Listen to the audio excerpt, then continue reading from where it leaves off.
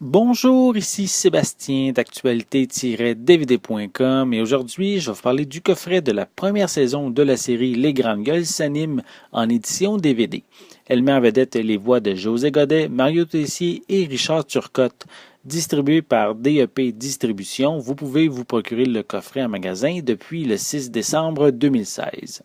Diffusée sur les ondes de Télétoon via des épisodes de 22 minutes, la série permet de retrouver le duo d'humoristes et l'animateur comme s'ils étaient encore à la radio.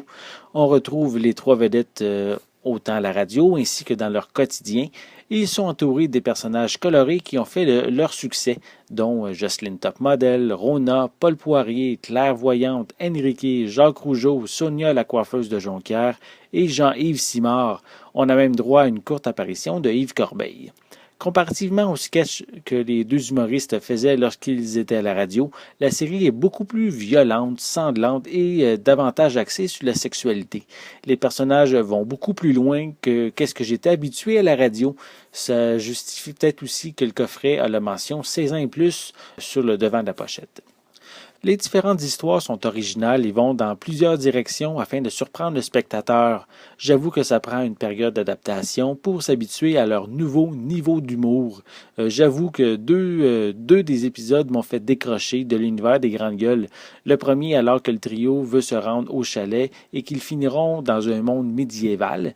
Et le second où Jean-Yves Simard organise des Hunger Games à la station afin de faire tuer le plus d'employés possible pour faire des coupures de salaire. Je trouve que ces deux épisodes-là vont vraiment un petit peu trop loin comparativement à ce que les Grandes Gueules sont habitués de faire.